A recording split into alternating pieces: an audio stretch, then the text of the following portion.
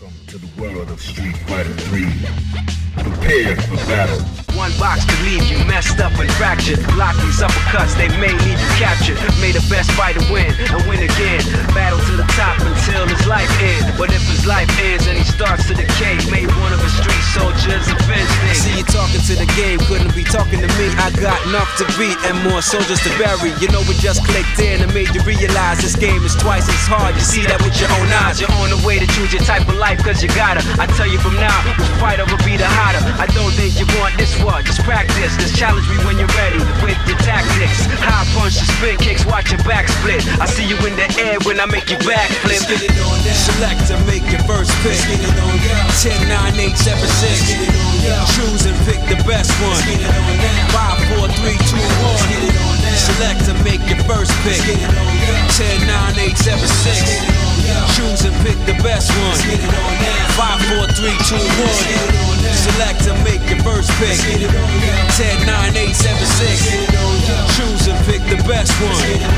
5, 4, 3, 2, 1. Select and make your first pick. 10, 9, 8, 7, 6. Choose and pick the best one. 5, 4, 3, 2, 1. One box could leave you messed up and fractured. Block these uppercuts, they may leave you captured. May the best fighter win and win again.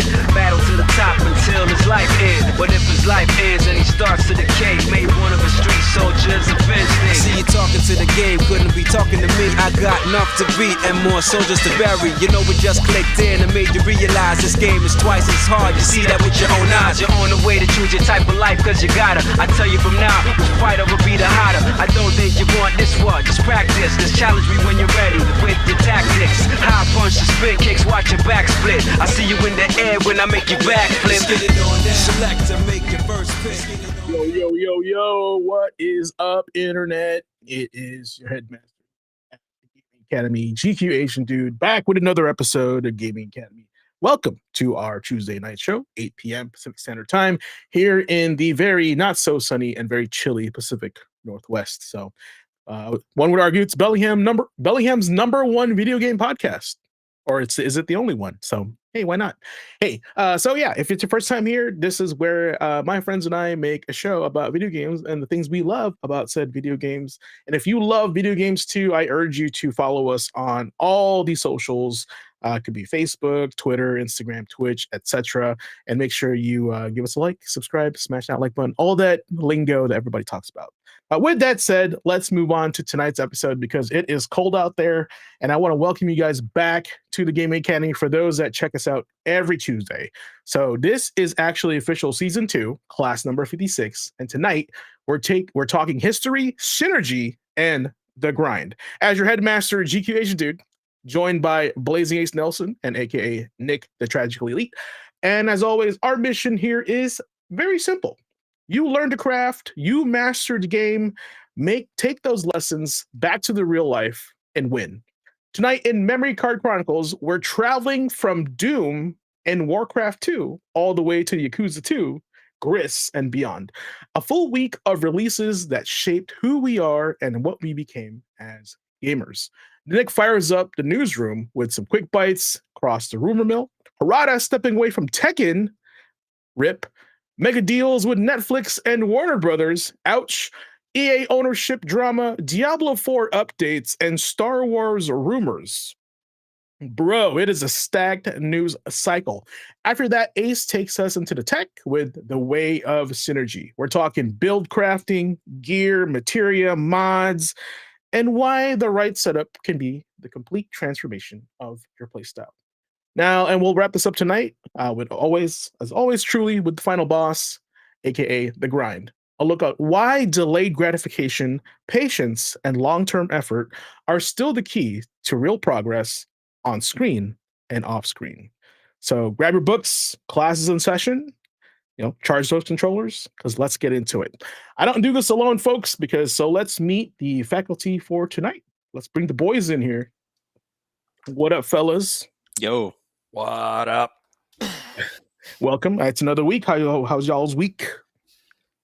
My week is stacked. I didn't realize that this week had a whole bunch of releases that were pretty much tailor-made to me, and it's the 20th anniversary of this franchise too. So It's a good week. Minus the fact that I'm half asleep with a 6-month-old. She just turned 6 months. Oh, congratulations. When does one usually stop using months and turn years? I'm curious. At least for me, I'd feel like maybe 2 years on, because usually, like I've seen some. It depends on the parent, right? I've seen some parents do like, oh, they're 18 months, or something like Yeah, that. It's like yeah. we could say a year and a half.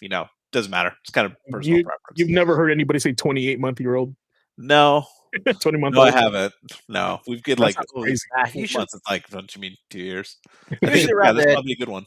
usually around the 2-year mark, most people just start going by years instead of months. Okay, gotcha. Okay, so Yeah, I about guess 2 years. and it does depend on what you're talking about with your kid. With months, it sounds more impressive. But how many hours did you play in a video game? You don't want to say months. That's Like true. if you look at my World of Warcraft / played, man, you're just going to say how many hours. Don't let them know how many years you've played. Max, shout out to Blue. Hello, Blue. How's it going? Hey, Blue. Yeah. But for me, my weekend was actually pretty solid. I like I was mentioning in the green room, I picked up Marvel Cosmic Invasion, so I'll be starting on that on Thursday. Sick. Other than that, I've actually been going back and playing Final Fantasy 15 Comrades. Wow, that's still on. Surprisingly enough, yeah, there is still a server up for this thing. So how's multiplayer? How's the net connection on that? Is it good? Yeah. Yeah, it is a connection. It is a connection. I mean, is it playable? Is it laggy or what? It's playable and it's fluid, especially if you're playing it on the PS5, because play it on the PS5 and the load times are cut in more than half. That's cool. That was one of the I even forgot there was a multiplayer in Final Fantasy 15. That's crazy. So it just tells you our attention span is small these days. Hey, Fluffy. Shout out to Fluffy also. Shouting us everybody out. Okay. Well, it is cold out here. It is cold outside. So let's don't forget to bring your video gamers inside the house. So let's get to remembering the good old days with some memory card.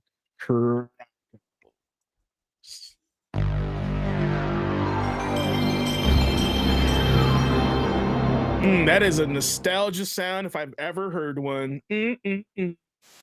That is a young little James over there, or GQ Asian dude, playing this PlayStation in the image. Yeah, I also had a beard back in school, so and I was born with a suit on also.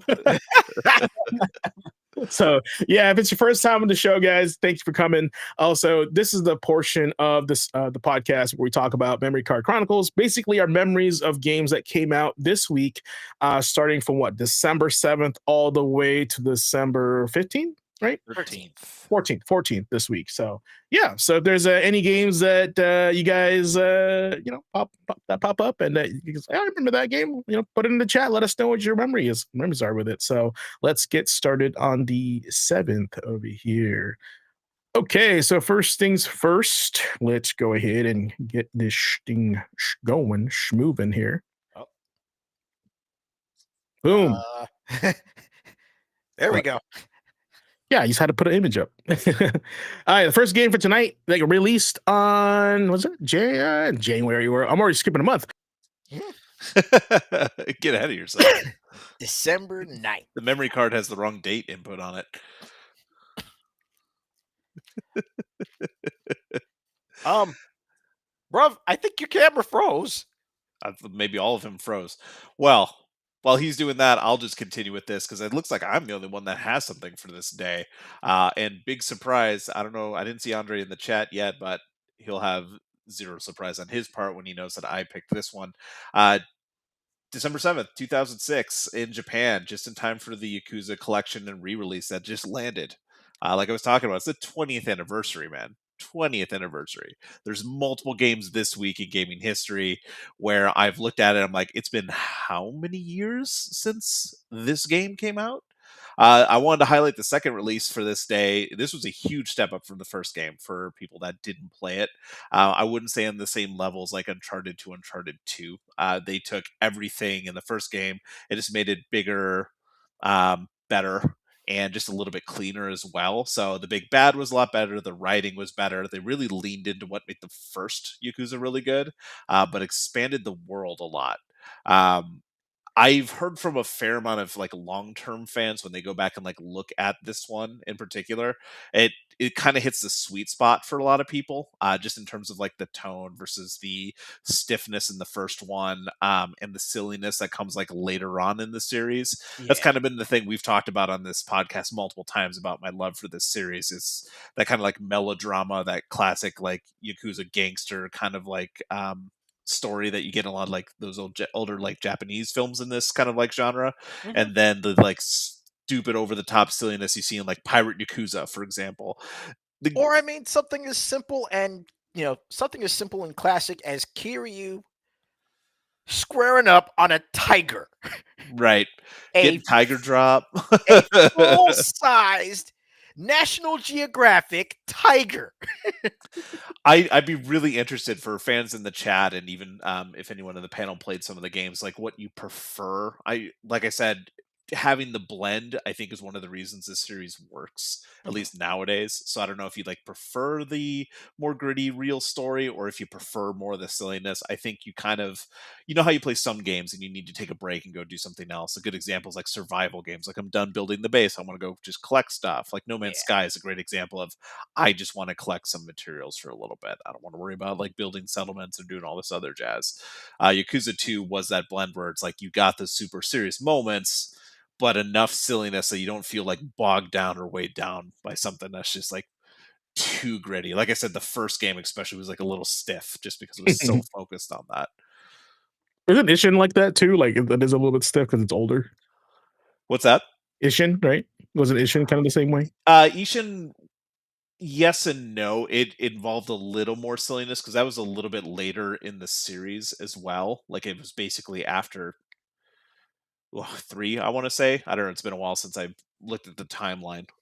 But that one was just kind of like in Edo, Japan. So that one did have some silliness for sure. But the first Yakuza was very like focused on that gritty real story. If you've ever seen any of those like the Yakuza outrage the Yakuza film that Mhm. was done with Beat Takeshi. Like those ones are like the gritty, real, like crime story kind of thing. I definitely It's recommend cool. watching those if you're a fan of it. Like they're still really good to this day. But you see how the game series Yakuza kind of took a little bit of that melodrama and realistic attitude and just wanted to have some fun as well and found that balance with two. Anyway, that's what I have for the day. Nice. Nice. Well, I mean, on the next day on the 8th, it's still more Yakuza. Yeah, so I was just gonna say quick. So on the 8th, I just really wanted to point out, like, released on this day. That's what I was saying in the opening. Yeah. On the 8th in 2005 was Yakuza 1, and 2015 was Yakuza 5, and 2016 in Japan was Yakuza 6, and then this year the Kiwami 1 and 2 collection. So I won't spend a lot of time on that. Just wanted to shout out how I kind of like grew up watching a lot of these characters mostly grow old. Like it's a little sus until the more recent games. Kiryu's always looking a little bit more defined, a little bit younger, despite the fact he's getting older. But man, just looking at it as a broad scope, six hits different Punching the nowadays. chandelier down. That's crazy. Yeah, yeah. That is Just some Kratos like energy right there. it's just a lot of good memories, but six hits different. Six, you kind of have this thing where you're taking care of a baby, like he is like a father, like a full on Yeah. dad figure in the game. And now that I have my own, like, man, yeah, six. I think I like six even Mule. better now that I've gotten a little bit older and had a little bit of experience. Shout out to Jagos as well for one of the best karaoke What about songs in the entire series. what about the man who erases name? Where does that come from? Where, like which in the series is that? That's Gaiden. So that one takes place after 6 before he comes back in Infinite Wealth. So it kind of bridges the gap. It's his Okay. story But it plays more because like traditional Yakuza, right? right, that one plays more like the traditional one with some updates to it, but it's basically following the parallel line of what was Kiryu doing after 6 when he died, and Yeah. then it switches to Ichiban going into Like a Dragon, right? So they want to know what happened because Kiryu came back into the fold with the most recent title. So Andre, I think Andre got it. Basically, it's like MGS Ground Zeroes more or so a prologue. yeah, and Gaiden actually sold really well, which was, I mean, a little surprising given like how little fanfare it had. It just kind of just came out and it, went back to Kiryu. So people were like, for a while there was always that comment about just like I would kind of burned out on just playing Kiryu, and it's just like, no man, people are loyal. They got the branding. Kiryu's the face, right? So I get it. They just, speaking of this 20-year anniversary, they just did a fan poll to figure out the most popular characters in the entire series. Yeah. And number one was Goro Majima. Of course. Yeah. Of course. To no one's surprise, I don't even play the game and I know who that is. Right. It's like that's how you know that character is notorious. So that's my share of that. All right. Well, on the 8th, also we have a really fun little game here that Ace decided to add into the tussle. How dare you add this game in? But it's all good. It's all good because we're going back to the streets, aka Street Hoop. yes. It was Street Hoop in the US and then like Dunk Dream in like everywhere else in the world, I think. Dunk Dream and Street Slam, I believe. Also, Dunk Dream is a dope ass name. Like, Right. how do we not have a game called Dunk Dream right now? It could be anything. Yeah, coffee game. But Street Hoop was definitely like, this was that game where, like, when NBA Jam first came out, I was still kind of, not really feeling it because, I thought it was just, another, I honestly just thought it was another sports game. I wasn't too keyed into it just yet. But I remember running across Street Hoop on one of the Neo Geo cabinets Heck yeah. in my hometown, and it was on the same machine as Baseball Stars. Nice. Yeah, I was gonna say Neo Geo is hell when you look at this. You clearly got the sports Neo Geo machine in the neighborhood. Right. But I sat down and just kind of started messing around with Street Hoop, and I'm like, hold up. Did this come out first versus NBA Jam? I'm trying to remember because again, Street Hoop came out I in feel like 94. Jam came out before then because this was the arcade release, right? So this was the first release, and this was in Japan in '94. At least according to what. Yeah, what was the NBA Jam Ace had arcade? here. Right. The OG NBA Jam came out in '93. Oh, okay, so they did have their own version. Okay, cool. That's cool. No, I think it's great. And the fact you don't have to have the NBA license to make an NBA Jam game, I think it's Right. Yeah, that's probably what it was, and that's why Neo Geo came out with this because Jam probably took off and Midway had that unlock. Mm-hmm. Because because it was Tournament Edition came out the year after. Yep.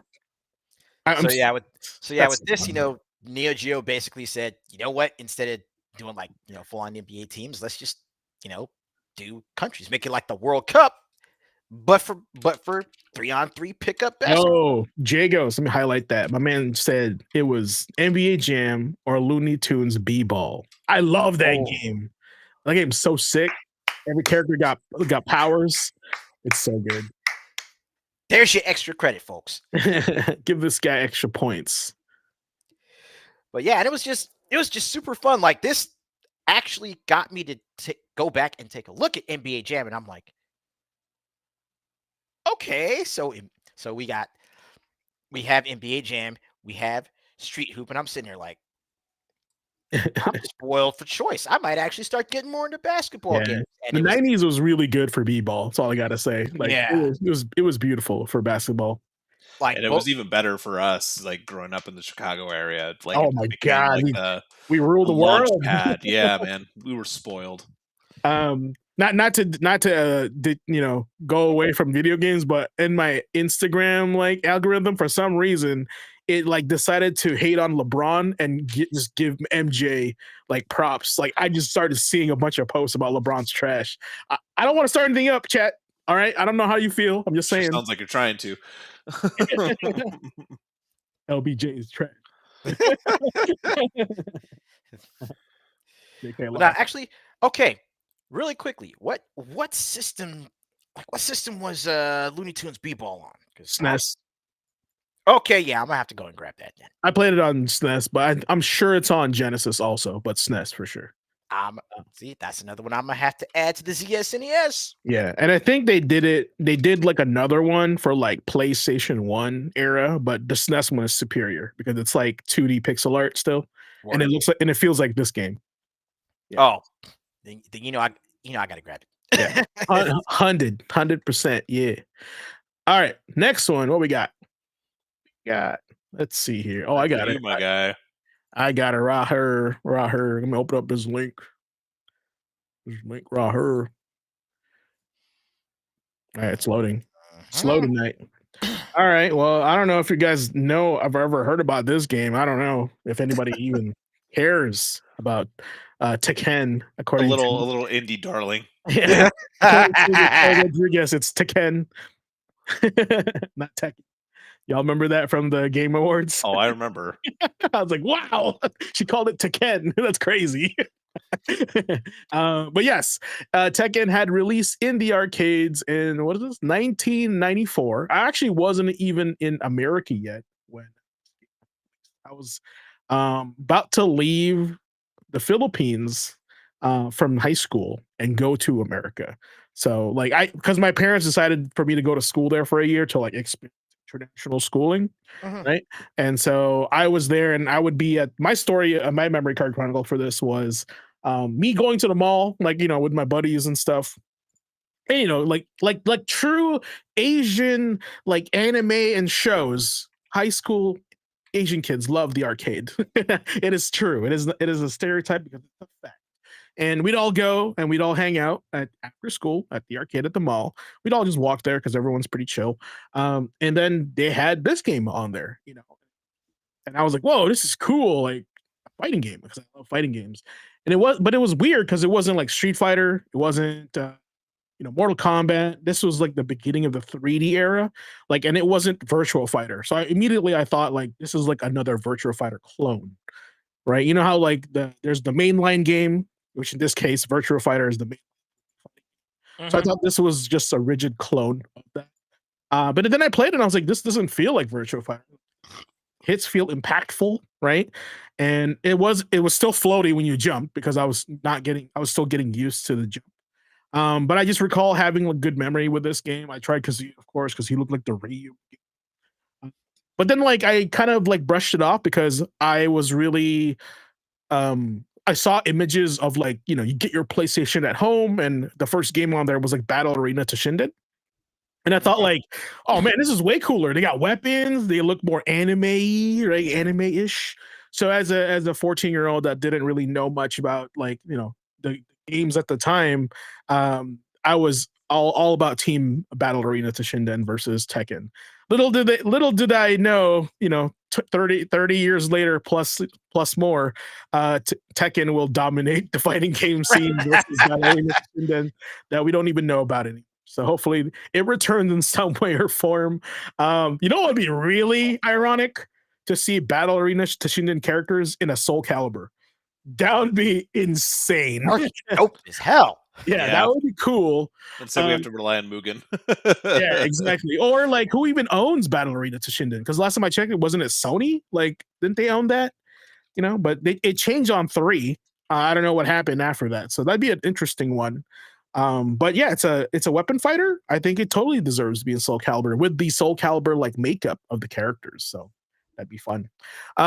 Eventually, I would get this as like one of my first games on PlayStation, but short-lived because I would get Tekken 2. But I played a lot of this at my friend's house, and I picked Law at the time because I realized he was just Bruce Lee.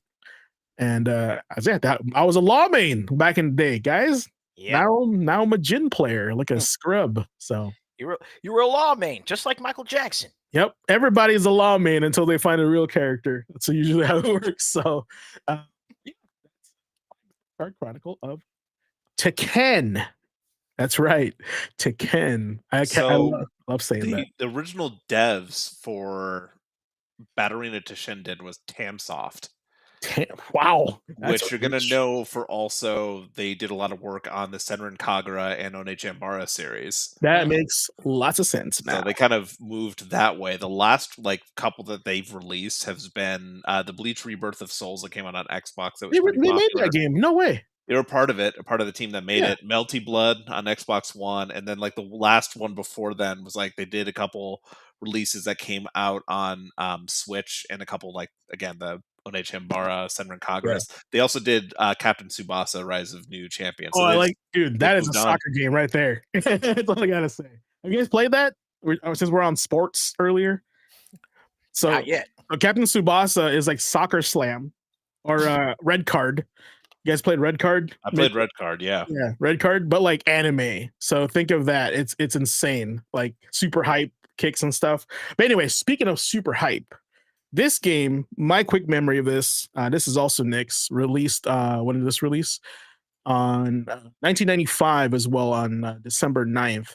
I saw this game on the shelf and I was like, whoa, it's like the first game, but they're on boats.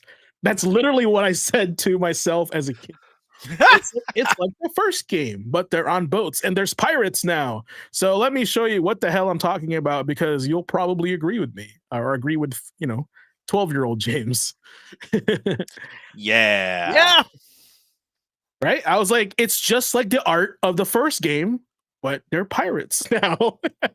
So Pirates so Cool. hot right now. it was cool. That's all I gotta say. It was really cool. It's very cool. My big note for this when I first saw it was like, it's been 30 years since Warcraft II? Oh my god. What shit, the right. hell? What the hell? How old am Oh, I? God, I'm no. feeling it. Yeah, I Oh, was feeling it. I was feeling it when I saw this. Jagos in chat talking about big on StarCraft. So was I. I did get my start in Warcraft 2 as far as like the series went, but I really played a lot of StarCraft more than Warcraft 2. That was just like the thing I was really into. Was really into sci-fi at the time.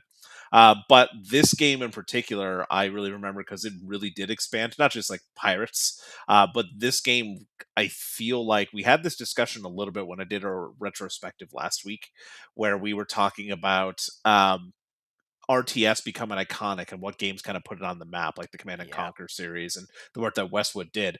Warcraft 2 was one of those games as well. It kind of solidified a lot of the stuff we had as far as like what RTS would be for at least the next 10 years after this game released, because it just did it so well. It not only did this game add more with like land, sea, and air units, but the campaigns had full-on voice acting built out, and it built out the world so much more. It created a base for Warcraft and the world that it was going to expand into with all of its later titles, including like World of Warcraft. Like a lot of stuff was really set in stone with this, or at least started that kind of lore ball rolling, Okay. right? And like it says on plenty of the boxes, man, like BattleNet multiplayer put this on the map. yeah, that's like that wasn't that like one of the first like multiplayer online ish games. One of the first ones on that scale. I feel Okay, like that's where this one really God, came the art's in. so good. Look at this art. It's still good. When I played the the anniversary collection they came out with, or like the update, the HD collection of this one, I still go back to the old graphics. On the first game, it's a little rougher, it's a little harder to get the sprites, but the second one is iconic still. Like, and it looks still so good. Ace, you had something?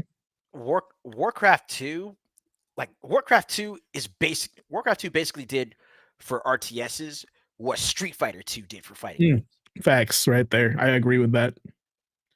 Yeah, they just like in the ocean of like, RTS games out there during that time, this was like the benchmark. This is like, you have to make it better than this, otherwise it's not good.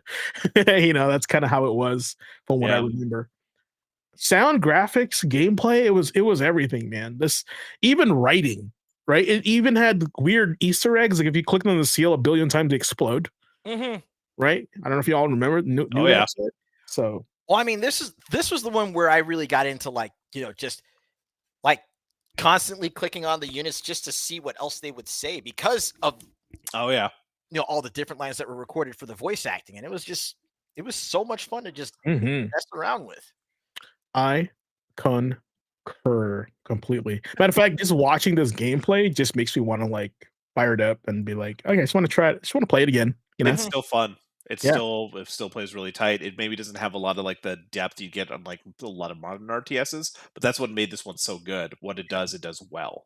Yeah, it was just like anything outside of this is just excessive. This is like the core, right, of like RTS games right here. So I get it. I just remember being a kid and being like, man, this is pretty. It sounds good because like back then, like on Super Nintendo, we didn't get a lot of voice acting on our games, and this was like, wow, like it's talking to me. That's so cool. Like it's insane. Like PC gaming back then, way more appreciated than. Oh yeah. I remember all the Saturday nights where I was hanging out over at my friend's place playing this, and I wanted to hear the voice acting, but I had to keep the volume down so that way I didn't wake anyone up while I was up at like midnight. Yeah, back before we all had like headphones that we get to listen to our games on. You had the old like giant white speakers right next to them or attached to your monitor in my case. All right. Well, we're gonna go back to the past here. We're gonna fast forward. Well, not fast, but the day after, back in 1993, this bad boy came out, and I'm gonna use the image that I remember seeing at the shelf because this is what I remember seeing. Yep. Over there. Ultimate 3D virtual reality game. Bro, look at the format. 666. Look at the format, though. 3.5 disc. That's right. This was on a floppy disk, 1.4 megabytes times 3, right? And this was officially the shareware version of this is only the first episode of Doom. I think it's like 4 stages or something like that. And after you beat it, you have to order the game through a catalog or a phone call, and they mail it to you. Isn't that insane, kids? Oh my God. Remember that? No, you don't, because you're young and we're fossils. If I don't even think you guys know what shareware means back in, back. But yeah, back before like DLC and downloading stuff online, I would argue shareware was like the demo, but like an extended demo, right? Usually demos are like you just get a feel of the gameplay. It's a few hours in, but this was literally the first episode, the first chapter, and then if you liked it, you just buy the game. And I think wasn't this also revolutionized too? Like the way they sold this was like gangbusters. Shareware was a thing already, but Doom on shareware like sent that skyrocketing because plenty of other places had done like demos before, things very similar to it. One of the retrospectives I already had planned was kind of looking at the shareware thing because we've talked about it multiple times. It's something that I feel is missed nowadays because you two have talked before about how much you miss demo discs and stuff, right? And shareware was a vibe. Yeah, and with the shareware, I mean, it was like Doom had popular time. But like a lot of the earlier shareware stuff, I believe did it come from Apogee Software? Apogee was one of the original like big like companies that got behind it as like their main model. Yeah. A couple other companies were doing it before. It was mostly like software companies, not really just for games, but like software products. And look at the label on the disc. To install Doom, type install and press. Because it was DOS. That's why there was no Windows yet. Because I remember installing this myself because I do know DOS, right? And I mean, I don't remember a lot of it, but all you need is cd/directory install.exe. That's all you need. You're done. Also, I never noticed this, but look at the version of the game. Isn't that neat for Doom? That's kind of cool. It only took me like 40 years to realize it that it's there. But yeah, look at the box though.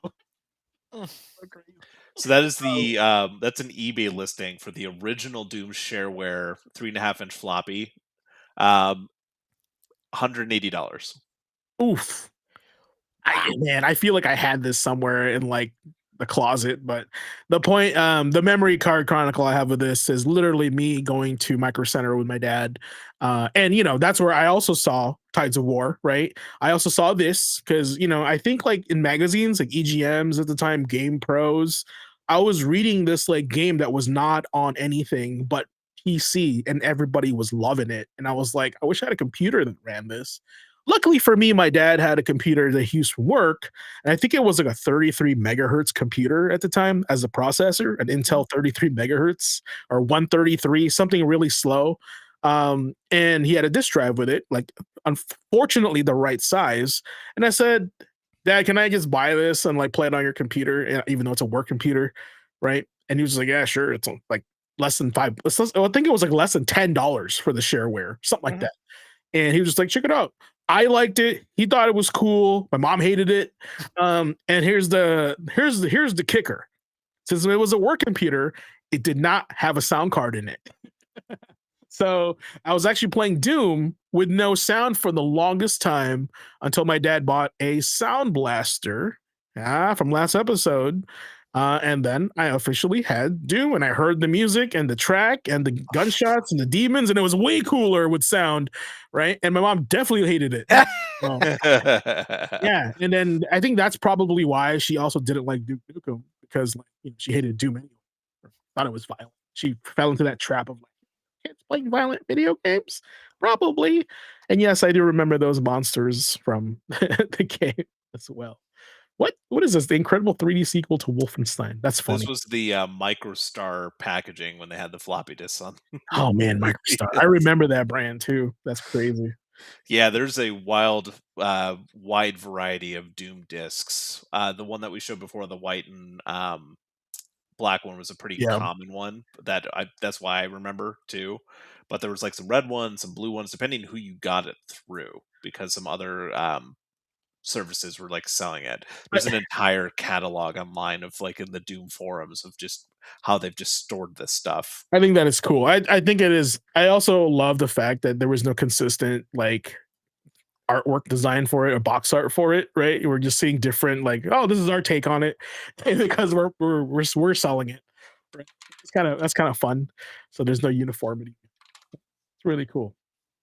And then it turns out it becomes one of the best games in the industry. Well, fantastic. I love that. Well, the next game came out the same day, but in 1994, a year later. Not exactly Doom, but maybe Doom backwards with woods. and flipped. Yeah. Yeah, this one was my pick. So I know it's not one of the games that set the world on fire on the 10th in gaming history, but it was one that set my world on fire because I remember very clearly having this game as a kid. My dad was super into Tetris, and that was like what he played. That and Duck Hunt, like he'd be able to like snipe Duck Hunt from the other side of the basement behind the bar, and I had to be close to get it. Like I was bad, he was good at it. But Tetris is another one of his loves, so we found basically a Tetris like that I remember getting. Again, it was the cover art that really sold me on it. I just always remember that. It's something that sticks out in my head. The big one here for me is just remembering that Toad, as you see in the gameplay, is actually in the puzzle, Yeah, I forgot about that. interacting and like lining up the enemies to take them out. I think I remember them. You could do diagonal too with this one. Oh, So it was like Tetris, but slightly upped a little bit, and there's the bombs as well. So yeah, I just kind of, like, no pun intended, get a blast of nostalgia when I see the label just by itself. But yeah, this is something that just stuck out of my own personal gaming history. Just something that's like, oh, my dad kind of plays a game like this, but this one is more for me and something that I'm interested in. And I recognize Toad. It kind of looks like the sprite from Mario 2. So it's just, that's what I remember when this game came out. Yeah. And that's why I remember every time I see that damn cover art. and like shoulder tackling like the pieces. Yeah. Well, it's like now you get to be Toad taking out Wario, who's trying to, like, destroy everything. You got Birdo up on the screen too. See, Yeah, it was a different vibe. yeah, I think this game got overshadowed by Yoshi's Cookie, because I remember I remember more Yoshi's Cookie than Wario's would. So, And maybe that was, I had Yoshi's Cookie at home. This is what my parents were able to get me. It was like I got the knockoff version. It's like Wario. It's like Mario. That's good enough. that kind of the white pieces remind me of the viruses from Dr. Mario. So it's all relative, right? So Yeah. fun. I love that. All right. To the next one here. This one is a personal fave. I highly recommend it for y'alls that are down to play a chill, relaxing game at home on basically any platform, you can get this on your PlayStation, your Switch, your PC, your laptop, etc. This is Kingdom Two Crowns, and I'll pull up the gameplay here. If you guys don't know much about this, this is a base building game, and you control. And there's the unique factor about this game is that you don't know anything about it. So in the beginning, the tutorial, the ghost just tells you to do like 3 things: build walls, right, and build your city, and then tells you to cut down trees, expand, build, expand, build, expand. But to find the secrets of the game, which is just the gameplay, you just have to play it. There's no book, there's no tutorial outside of this like 2 minutes in the beginning. After that ghost is gone, that's it. You're on your own. And last time we talked about discovering games by just playing them.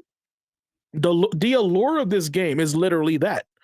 And why am I using this as a memory card chronicle? And I think because since this game came out in what, 2018. So this came out like right before COVID. And I played this game a lot during COVID. And I remember this game like passing time really well. And I was like very chill about it. Like the game is relaxing. It does get stressful in certain parts, but that's the part of the challenge. But why is it a memory card chronicle? Because I think when I started playing this game again, it kind of brought me back to the Nintendo era when I would rent a game, bring it home. They never included the manual for it. So I would just have to play the game with no instruction and discover things in the game by myself. I had to press a series of combination of buttons. I had to try different things, right? And it just made me feel like I was like, I'm not going to say a kid again, but it made me go back to that experience where it was just me in the game. And I tried really hard not to go online, spoil certain things, and look at like, for example, you'll come across this fountain. You're like, what do I do with this? What are these symbols above it? What is that? Right? And because you haven't seen anything like that yet. This is the first stage. And a lot of the game is this. It's about discovery. It's about exploring. And then as you play, you'll start to learn and get better. And you'll start to realize some things match up and line up. And you're like, oh, this goes with that. And sometimes you have to build certain things by just discovering it. And with video games, I suggest, if you want the full experience of something, try to avoid the lure and the temptation to look it up online and just go for that discovery, no matter how frustrating it is, right? As a matter of fact, if you know somebody that has played the game, I would highly recommend having a conversation with them about the game. It'll definitely bring you back to what it was back in the day. And that's kind of just my MCC with Kingdom Two Crowns. It was designed that way on purpose. And I don't know if they intended to do it that way, but I just ended up experiencing this game like literally made me feel like I was like 12 again. And, and that was a good feeling because I got to experience video games again for the first time. Right. And it was a nice reset mentally for my experience in my relationship with video games. So thank you for coming to my TED Talk. Yeah. So that was a good one for me. I was going to say this one I actually remember because this was one that I tried at PAX before it launched. This is one of those like PAX 10 titles where they have some indie devs that show off their work of something that's like coming out soon or something that's like early in production. I do remember playing this at PAX and just remember the devs loved this. They had a lot of passion for it, and it was really cool to see. Yeah, and I can tell by playing it. Also, the pixel art definitely helped a lot.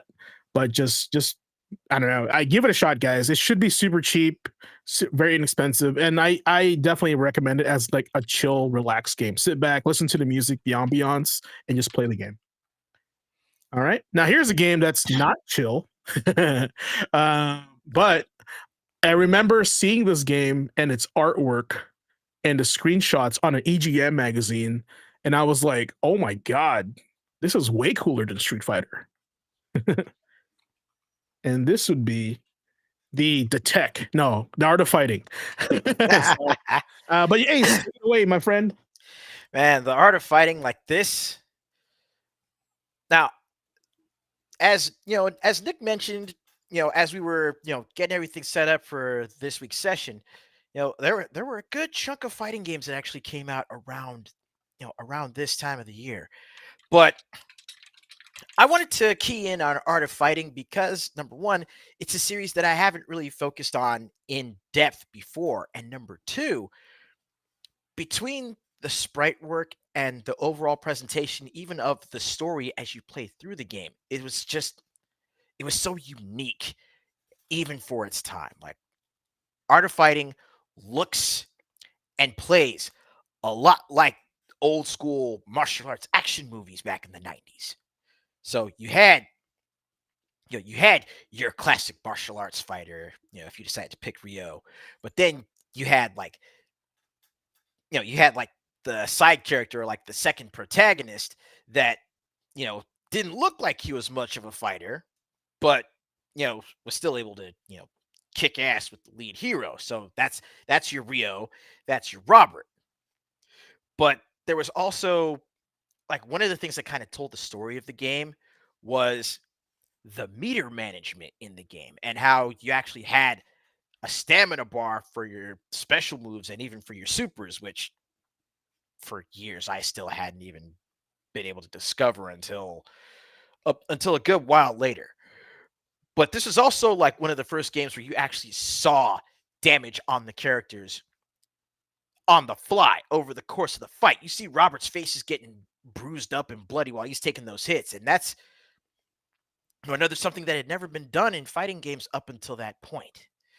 So, from a presentation and technical standpoint, pretty much Andre said it best. Art of Fighting is a big deal. I'm always going to remember this game for the legally distinct Jean-Claude Van Damme guy on the cover. Every time I see it, it looks just like him. Wasn't that he was originally supposed to be the guy for it, or supposed to be in it? Van Damme was no, he was supposed to be in Mortal Kombat. But I thought they were trying to put him into Art of Fighting because he didn't end up in Mortal Kombat. That's why that guy in the front cover looks. I thought I remember something about that. But anyway, I digress. James, you're trying to. It looks like you're muted. I was gonna say it's probably because that was what was hot at the time, like Van Damme or martial arts, right? Because you're right. Because if you look at that image on the art, he's basically Van Damme from Double Impact, like the brother, right? It's basically like this was Double Impact the game, but like it wasn't too. He didn't look like Ryo because Ryo was basically the mock of Ryu at this point. Because what was the history, Ace? Like these two were SNK and Capcom were beefing, right? So the character designs were actually teasing from off each other, right? Because Dan is a joke between Ryo and Robert combined, yep, right? And then Ryo is a joke of Ryu because they're ex Capcom devs. So this was definitely a product of its time. Now, and actually, Robert, like especially going off of his design in this game, Robert is actually more of a analog for Steven Seagal. Yeah, I mean, I was considering that too. But like the image in the Art of Fighting cover, I was definitely like, if you look it up, Jean-Claude Van Damme in Double Impact, like not the main Van Damme, but the brother Van Damme, he has his hairstyle just like that too, right? And you see, he does. You want to put it up? I'll see if I can find it. That was Double Impact, right? Yeah, but the thing that I wanted to note about this game was like this also had huge character models. Like in comparison to Street Fighter, like I know they're just zoomed in, but like this is super impressive watching this in the arcade for the first time. Yeah, and that actually dovetails right into my yes. Damn. Art of Fighting. Dovetails into my brief little memory card chronicle for this because the big thing that drew me to Art of Fighting when I first saw it in the arcades was the size of the sprites, and then just seeing it like zoom in when the fight got close. I was like, "What?" Like when the fight zoomed in, I had to zoom in. Like, hold up, what are we doing here? Yep, and they added a Mortal Kombat bonus stage here also. So man, this is what I mean when I say like competition breeds innovation. Because everybody got to add all their thing to it because like, oh, Mortal Kombat has this. Oh, we got to add that too and more, right? And they brought this mini game back for City of the Wolves. Yeah, and they knew that. Like, I think like they kind of went back and went, what made these games super fun and memorable. So Yep. Yeah. And hey, I backed out of this day because like I said, there was a lot of fighting games this day, just like a couple more. Just to say like how big of a day this day was, December 11th. Eternal Champions, Real Bout Fatal Fury, woo, also had Sam Show 5 all in that day in gaming history. Yep. SNK Day basically. So they know their target market. Well, I And was actually, one yeah. one more little tidbit that I just kind of noticed. Art of Fighting, the original Art of Fighting came out on this day. Today is also the day that the boss, Mr. Big, was added to City of the Wolves. That's on purpose. That's 100%. They have those calendars in on their desks, and they go, "This would be cool if we did it this day." Right. That's on purpose. Yeah, for sure. I love that. It's like they're fans of their own products. It's like, yeah. Going back, speaking of games that you know are I don't even know what I was going to say, but like innovation and games that need to come back in certain ways or form. This was Gauntlet's attempt at making it a little bit different than normal, going outside of the frame of arcadey into more narrative-driven gameplay. This came out on December 12th, 2005. So, Nick, tell us a little about the Seven Sorrows. Well, I want to call this one out because it's another example of what we've been talking about a lot lately was our experience behind the counter working in video game stores for so long. Co-op games, couch co-op especially, like what do you got? What is there? I really got, like my significant other or my friend into games, but we only have one console and it's just at my place. What do you got? Gauntlet was another one of those. We talked about Champions before. I think the 64 Gauntlet Dark Legacy? Yeah, No. that's right. Is that right? Okay. Mhm. Dark Legacy. It all starts to blend together. That one was my favorite growing up. So I remember when these games came out because there was two in this generation. This one especially though, we would always recommend to people because again, there's not a lot of couch co-op games in that era. And we'd always hit up Co-Optimist to see what it would be. But this one was kind of considered a little flawed. Like you said, they tried to go in a little bit of a different direction, tried to update it. There's not, like I said, not a lot of co-op stuff, so that was kind of weighed against what this game was seen as, which was pretty repetitive, kind of basic in terms of story. Longtime fans kind of felt the ick when you're looking at this. It's just like, I really want a new Gauntlet game. This wasn't it, homie. But it is okay in short bursts kind of thing. So if you're looking for something quick, it's definitely one. But this was kind of that gap where we had this game for long time, sorry, Gauntlet fans. You didn't see a lot of Gauntlet after this. No, this was basically the final one until the remake had released by Arrowhead Studio. Great one, by the way, great remake. This to me, my experience with this one, 2005 was a weird era for PS2, Xbox because we were kind of leading into the edgier times of gaming, right? A lot of extreme, lots of like buff dudes, and just like that was kind of like the jam at the time, right? Hyper masculinity and stuff like that. The God of War era. Yeah, God of War era. And Gauntlet has always been like an arcade quarter muncher, and it's been like it's been always released by Midway, and they take their games like in a goofy way. I mean, they turn basketball and football into something super like quirky and fun, right? And Gauntlet kind of tried to go away from that, and it wasn't the original. It also wasn't another game that I would refer refer this to that it's trying to be. And if you guys haven't played it yet, I would check it out. Is Demon Stone on the PlayStation and Xbox? It's like Lord of the Rings, Return of the King on the PlayStation. 2-player co-op, fantasy adventure, action, right? And maybe it was just me, but these games kind of came out at the same time, right? Because maybe Lord of the Rings is popular, so fantasy action maybe was like, let's make games that are like that. And I remember just playing this, and I was like, this feels like old Gauntlet, but it's like too serious. So this is one of those things where like, from my experience in my memory card chronicle, I kind of play this like enjoying it, but at the same time, I was like, I kind of miss goofy Dark Legacy, Red Wizard, Blue Valkyrie, Gauntlet, because this is so edgy and so serious. Well, this is kind of like about that era where you started seeing a bunch of games that had that like brown color palette, very gritty, real kind of thing. It was the style at the time. Like it definitely had that vibe. Like I said, I just as a longtime fan, same thing, man. I preferred the old ones, the kind of just jump in, jump out, just goofiness of it. When it took itself too seriously, that's when it lost me. Yeah. There you go. There you go, devs. You gotta go what you're good with, man. Man. Yeah, be like Jason Statham. Be bald? Well, no, just stick with what you're good with. I mean, That's true. just like a recent interview, he's like, "Look, I'm not an actor. I mean, I was literally plucked from obscurity, selling jewelry on the street, and someone saw that I could punch people really good, so I'm gonna stick with it." That is true. All right. Well, speaking of sticking with it, I don't know if that's relatable to this game because I've never played it. But Nick, tell us about GRIS because this is on my list. It should definitely be on your list, and it should be in a lot of people's lists. I'll be the first to admit that I'm not the strongest puzzle platforming game lover.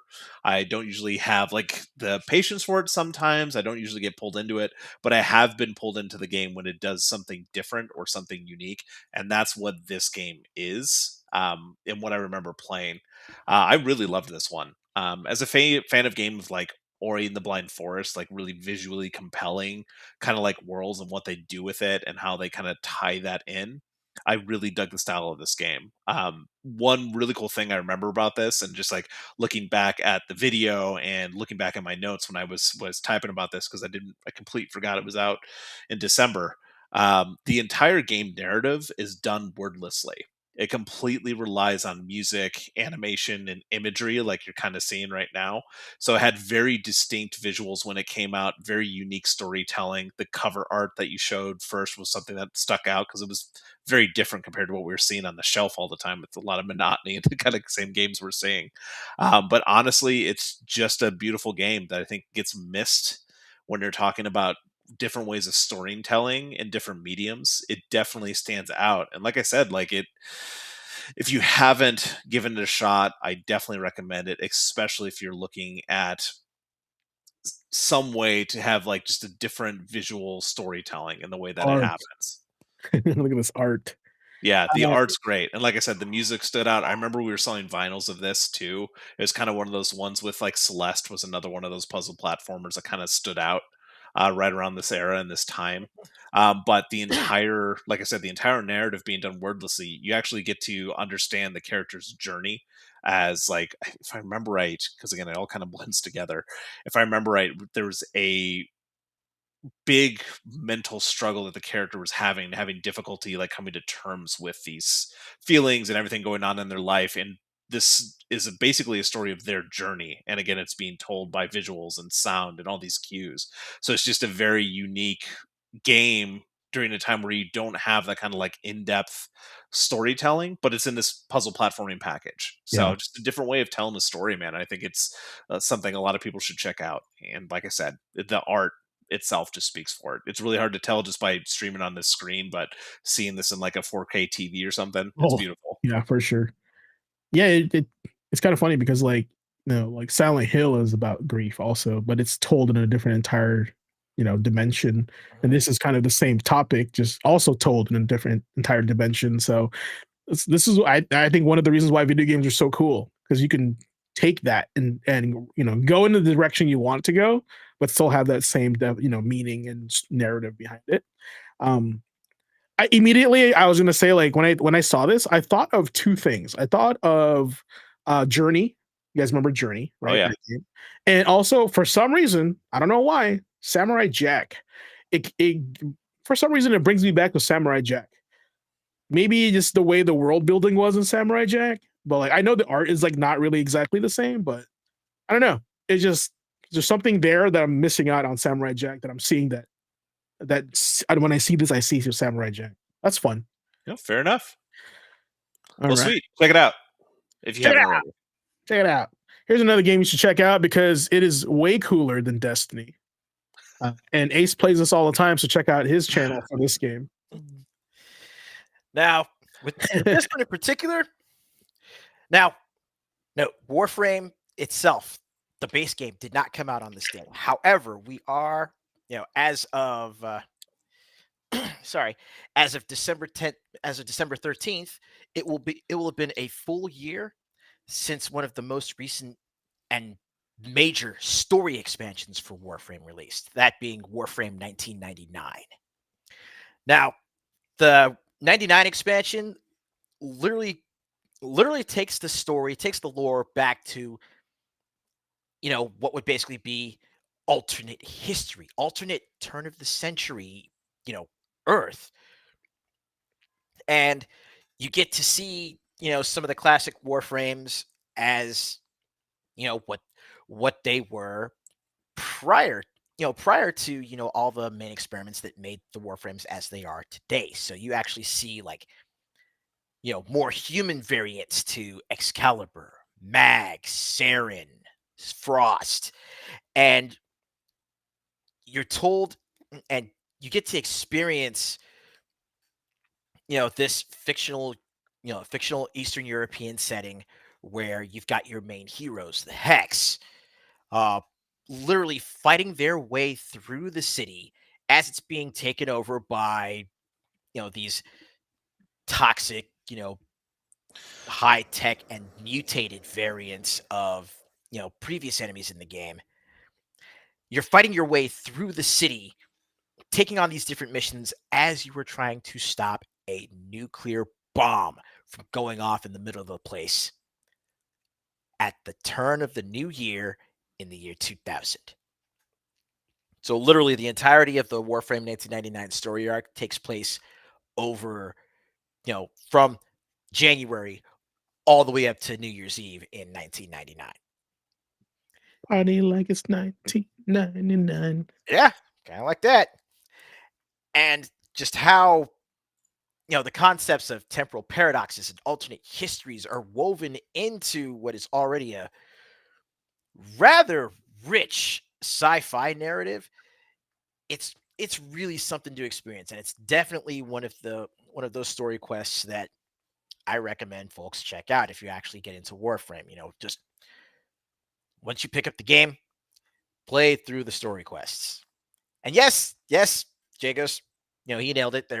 There is even a boy band in 99 that actually, factors into, the rest of the game, because Oh, look at Taste.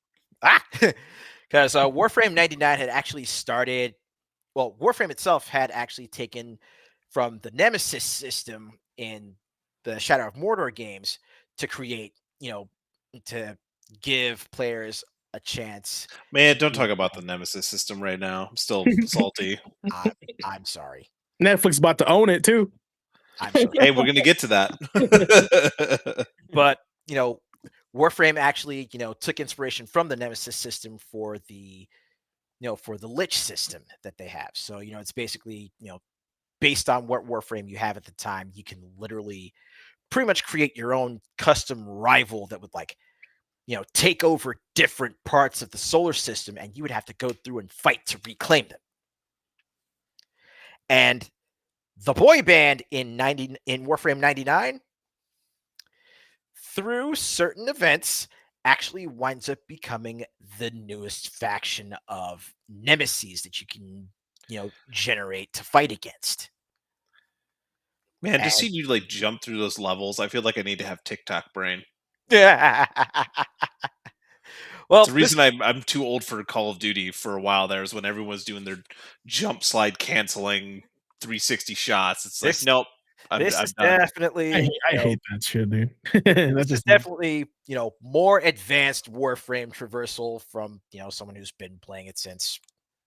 Yeah, but I'm saying it makes sense because you're like in exosuits. You're like, that's the whole point. But like Call of Duty, soldiers don't jump around the battlefield like hopping around. What I want, update with Vanquish included, and then I'll play.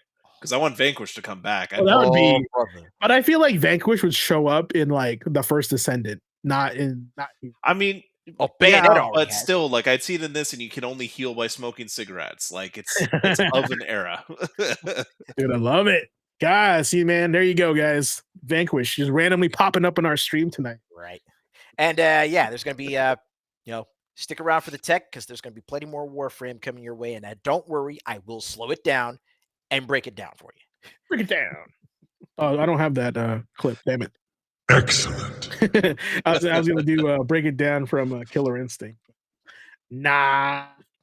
All right, folks. Well, that is our this week in gaming history / memory card chronicles. So hopefully you guys have any memories and you'd like to chronicle. Please share that on our Discord. We're more than happy to take a look and see what you guys got going on. So of that, let's go move on to our next segment. There, I almost said the rumor mill first. Quick bite / rumor mill. That's so cool. I love that. All right, Nick, take it away.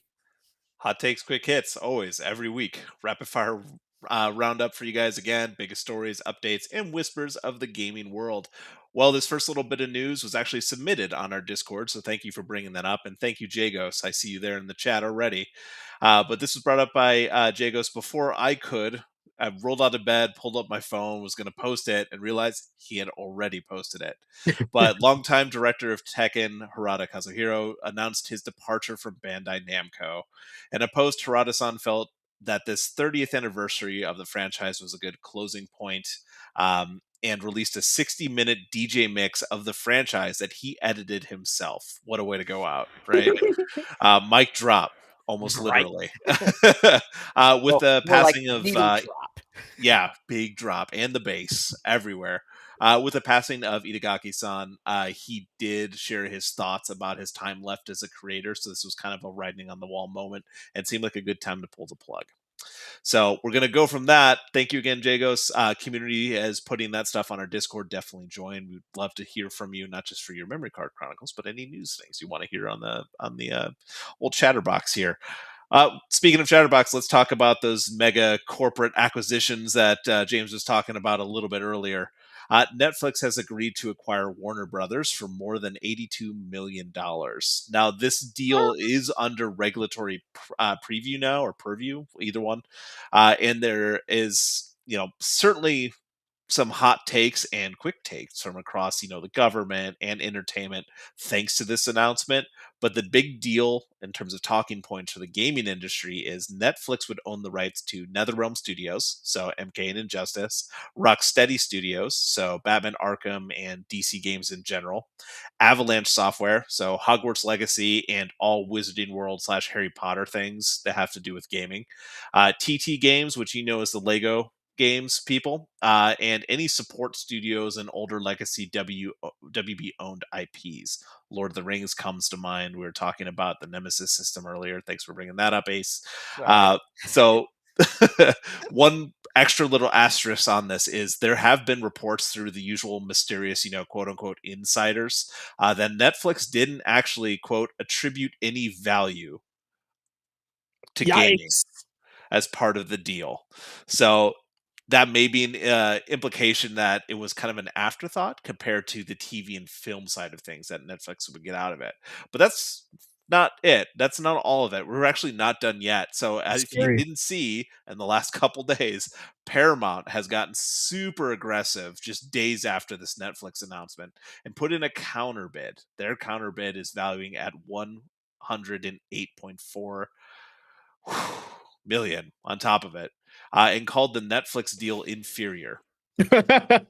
Straight up. People are so rich, dude. It's right? Before I get away from mega mergers and corporate overtaking, let's talk a little bit more about EA. We've been talking about EA being purchased, but a Wall Street Journal report is alleging that Saudi Arabia's PIF, or Public Investment Fund, will reportedly own 93.4% of EA under the current agreement. PIF is also a major stakeholder in Nintendo, if you didn't know that. They were also originally supposed to host the first Olympic esports games, but that was canceled after the EA buyout broke. And if you remember that Paramount bid that I had just mentioned just moments ago, well, PIF and friends are also bankrolling that, at least in part. So, wow, a lot of that money come in. I think we talked a little bit. I want to say it was like a podcast or two ago. We talked about the PIF and like how that would affect that's crazy, dude. Mass Effect, where maybe they're a little bit more open about their storytelling, and I don't know if that's going to change, or we don't know if that's going to change. Well, now there's going to be even more people even more properties owned by this group. So we'll see what happens. Postal Bullet Paradise was canceled, if you didn't know. But the real kicker is that this was done the day of its reveal for release on Steam. Publisher, yeah, the Crazy. day of. Publisher Running with Scissors, who now owns the franchise, announced the cancellation because of overwhelming negative reaction from the online community, who had all pointed out a barrage of accusations saying the developer of the game used AI generated art. Now, the dev team, named Goonswarm Games, Perfect. initially denied the allegations, but Running with Scissors ultimately decided to pull the plug on it. So, Okay. If you don't mind me stopping Perfect. just a quick second, it looks like we've got 24 new students joining the class. Riona, thank you so much for the raid. Thank you for bringing everybody in. We've got plenty to talk about. The more the merrier. Come on in, come on in. come on in. Come on in. Just take your Have a seat, seat. grab your notebooks. We've got plenty to talk to you about. We're barely halfway through the show, so there's still plenty more action coming. Well, anything for Demon Mommy. Arc Raiders, just finishing up the news. If you just joined, you didn't know we're talking a little bit about the quick hits in the news here. We're going on in the gaming industry this week. Arc Raiders has delayed the release of the first expedition, now aiming for December 17th. So the more you know. Ubisoft has confirmed that the Prince of Persia: Sands of Time remake will not be at the VGAs. So don't get your hopes up about that. Panel, while you're here, and chat while you're here, how do you feel about this year with the VGAs? It seems like it's a lot more tight-lipped leading up to this in terms of leaks and stuff. There hasn't been a little more of a trickle this time around. Yeah, like whatever was going on with the leaks last year, I think someone took some flex tape to it. Right on it. Just locked them in the cooler, huh? Hey guys, check this out. Nope. Don't go against Jeff. Fulbright, Right. the dev studio behind Gone Home and Tacoma, showed off their next narrative-driven exploration game at the PC Gaming Show called Springs Eternal. It is set for a Steam release in 2026, and it's focused on an emotional journey in a secluded retreat. So spooky. If you're a fan of the other games, it'll probably be right up your alley. Roughly 7 months ago, we learned about Marathon's art plagiarism claims. Well, artist Anti-Real announced on Twitter this last week that they have reached an agreement with Bungie. The details about the resolution are private, so we don't know everything that's going on, but it's good news for everyone involved. We'll have to wait to see how this ultimately affects the final release of the game, but this has been a rocky road for Marathon. That goes without saying. Wee. James, Diablo 4, are you still playing that? Nope, but I'm interested. No, you're interested, right? Yep. Okay. Good to know. Well, if you're still playing Diablo 4, anyone in chat, or if you're like me and you may have fallen off that wagon and wonder what's happening to it, well, Season 11 has been detailed in the blog post ahead of its December 11th release, so 2 days away. Permanent changes to tempering and masterworking are coming along. Defense, health, and renown are getting updates. All those systems. Evolved monster combat is what they're quoted as saying is what we're going to be getting, as well as major system updates like divine gifts, seasonal powers, and a new world boss. Any of that tickle your fancy? Yes, because Asmodan is the boss in Diablo. But at the same time, they hinted at a new character, which was really tickling. Very tickling. Okay, he's being double tickled. Watch out, chat. PlayStation has officially teased a new project that is a collaboration between the J.J. Abrams founded Bad Robot and Left 4 Dead creator Mike Booth.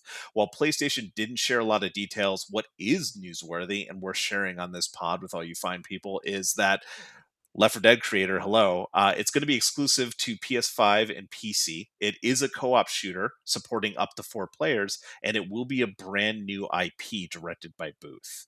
So, no idea what that's going to be, but as a longtime fan of Left 4 Dead, I don't know about you two, that sounds pretty exciting. I think it's cool. Well, I mean, just like I haven't played much Left 4 Dead, but I know of it. I know about it. I've watched it. But the fact that it's a brand new IP, like a brand new IP and a more exclusive IP. We're not talking like timed exclusive. This is PS5, PC. That's it.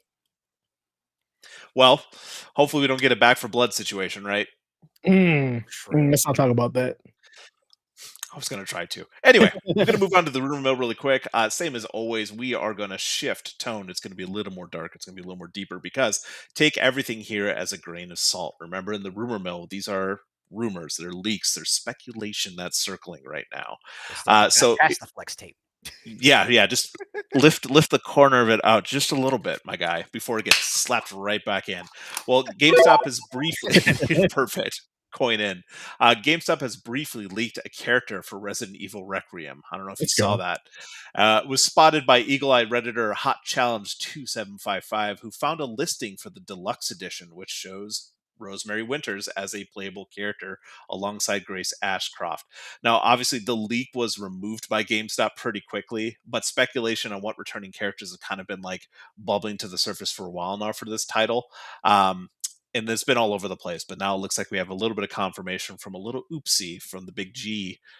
Capcom shared a little insight during their latest integrated report, and since none of these are official confirmed releases, it fits right into this little rumor mill section. But from what the company says in the report, they are intending to create new releases, remakes, and ports of games in the Mega Man, Devil May Cry, and Ace Attorney franchises. Any of those interest you, chatter panel? I know Andre is shaking in his boots right now. For which one? Devil May Cry, 100%. Okay. Like, Ace? brother, if we Ace finally Attorney? see no, if we finally see some continuation on Mega Man X, sign me up. You know, there's a couple people in the Reddit posts about that who were talking about the X series. Because X8 left off on a cliffhanger. Oh, there you go. I think that's a good one to come back to. We'll have to keep an eye on that. Hey, what rumor mill would be complete without at least one thing potentially being present at the VGAs this week? Because again, it's only 2 days away. Coming from Curacasis on X Cancel, the rumor is that a new Star Wars game could be announced, and it is not Zero Company or Eclipse, which we already know about. Now, there's no additional information that's being shared, but of the projects known to be in development, we have Star Wars Jedi 3 from Respawn, who did Outcast and Survivor, the KOTOR remake, which we thought was at Saber Interactive, and Amy Hennig's Untitled Star Wars game, which is still in development. So, hey, pull out your bingo cards. Maybe you have KOTOR on there, maybe you don't. I know I do. Does that exclude Star Wars Hope? Because I know that was being made. Or did they forget about that game? I don't know. There was so many things that have been lost in the shuffle with the Star Wars franchise. That's, or at least the games. Gosh, That's why we're like wondering what this could be if it really is not one of those two. I'm still waiting for more news on Eclipse. We haven't heard anything for a long time since that choice trailer that dropped. I loved that. It was pretty good. I mean, have I ever told the chat or panel like my favorite Star Wars titles? It's definitely Knights of the Republic, which is in the news, not just from that last one, but there was a remake being done by Asper, if you didn't know, for DLC for KOTOR 2. But after it failed to materialize, a lawsuit was handed down, giving the public some information. So these details have shown a full remake of KOTOR is in the planning stages with a bunch of fixes for the infamous original unfinished ending, which is one of the things that still breaks my heart to this day. Now, again, this isn't an official announcement of any kind, so still kind of a rumor mill item, but this was from the filing and the stuff that happened this last March. We do have confirmation in that same hearing that the remake of KOTOR 1 that was announced in 2021 and has been in development hell is confirmed not to be at Saber Interactive, but Mad Head Games, the studio behind the Hellraiser revival that's coming out soon. Neat. Interesting. Last little bit of information, spoiler alert, earmuffs if you don't want to hear about this, if you're wanting to go into the VGAs with like no information, just mute me for 10 seconds, maybe 20 seconds. The mystery of that statue we talked about last week has finally been sleuthed out thanks to mpfirst.com. So we already know that people like Jason Schreier has shot down claims that it was tied to Diablo. There's other insiders that threw cold water on theories about a potential God of War Elder Scrolls release or announcement. But we now know, thanks to this website, that trademarks have been filed in Europe. Some logos for this was tied to a new Divinity game that looks to be the answer to what this statue is about. One of those logos was a perfect copy of what's on the statue. So while this is still speculation, and we're going to find out in 2 days, this could easily be the early news of Larian Studios' new game after the ultra successful Baldur's Gate 3. It's been a wild one that it's Lords of the Fallen. I can see that. Yeah. Well, hey, that's this week's Quick Bites and Rumor Mill. Stay sharp, stay curious, and don't believe every leak you read. Never. I'll believe what I want. Don't tell me what to do. Or don't tell me, Dad. Don't tell me what to do. Hey, thank you for that, Nick. We much appreciate. And that, folks, is your Quick Bites for this week. Alrighty, now you've finally made it midpoint. We're gonna do a quick transition to the special, the Master of. Which one is it this week?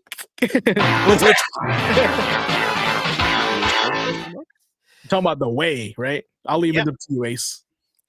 So, class, welcome back. Good to see you. I hope you all had yourself a great week. And although we didn't have any sessions of the tech last week, I hope you all had fun over the last couple, just discussing and reminiscing about some of your favorite special and signature moves from your favorite characters in gaming. As it stands, though, it's time to get back to hitting the lab. And this week, we're going to focus on something a little different.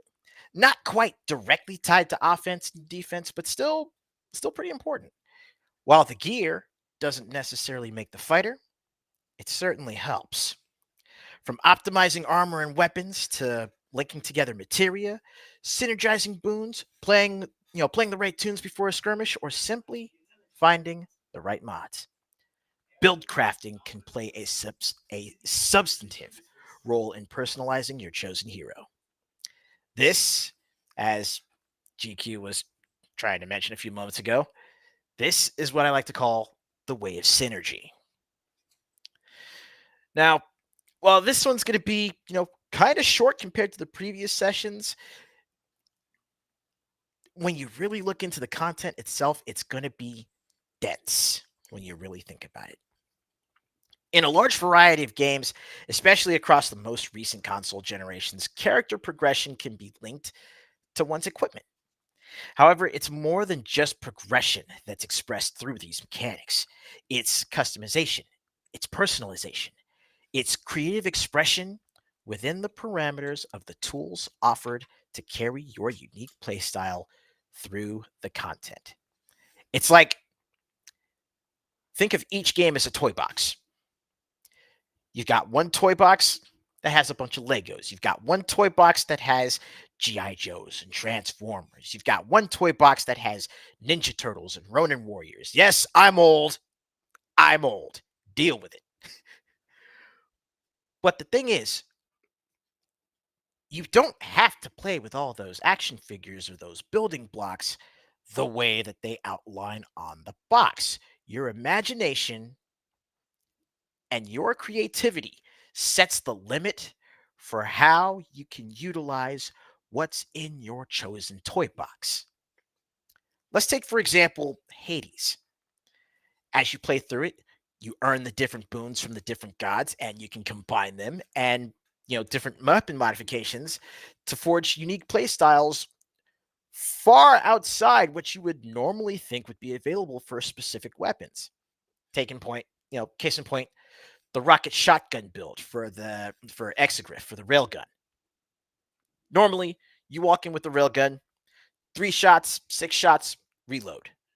But if you get two certain weapon modifications, you can literally turn that into a spread ballistic missile launcher that, take it from me, no matter what boons you pick up, that will carry you through the game.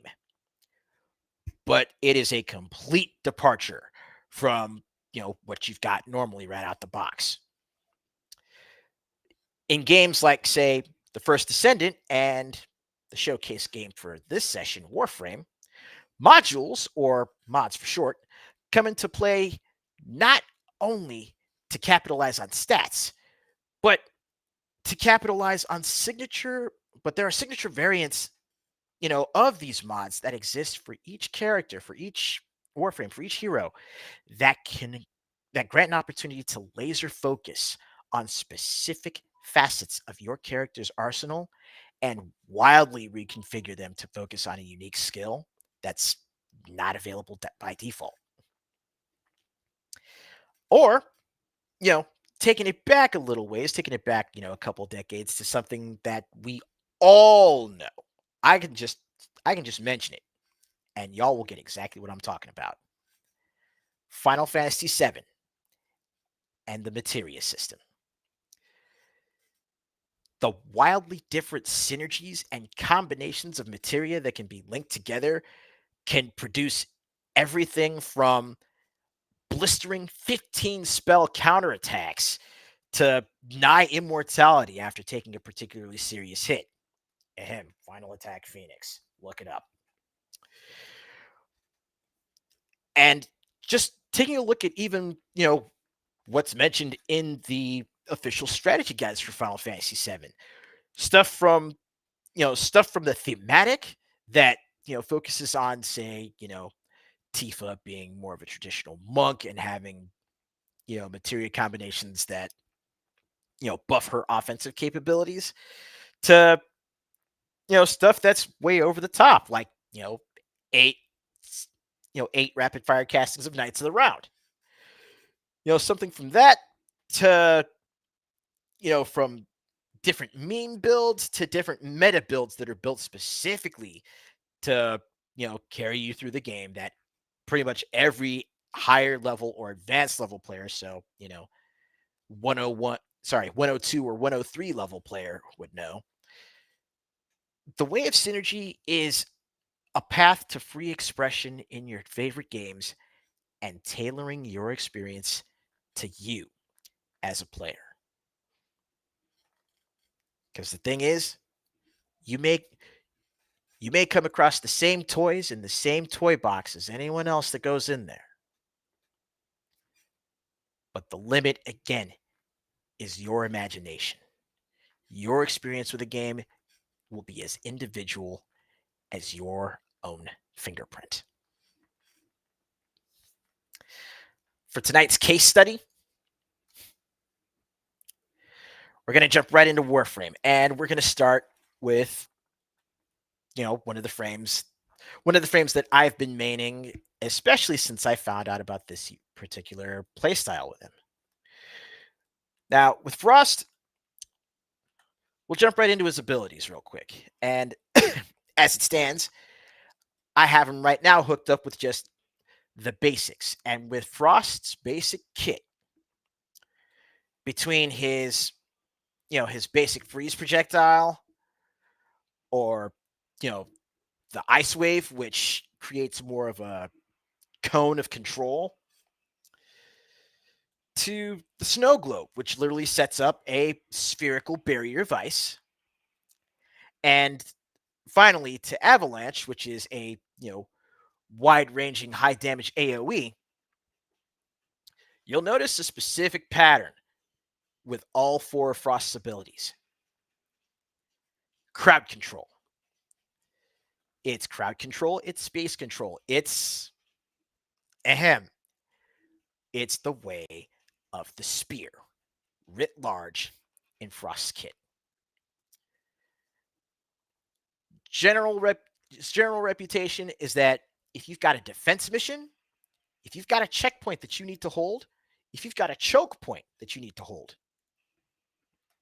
Frost is going to be one of the go-tos.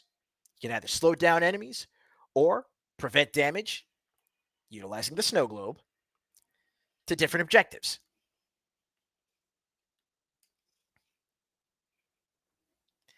However, should you go into actually working with, some of the different mods that you can find as you level up your character and as you, make your runs around the star chart, you'll eventually find and earn augment mods. Frame specific. Like Warframe specific mods, which will help you focus on, certain abilities by, enhancing them and setting up alternate play styles. Now, for anyone asking in the chat, if you should I start I would say this. If you do start, do so tomorrow after the upcoming update drops. So that way, you know, you can actually download the entirety of the content that's in the game right now and you can start fresh.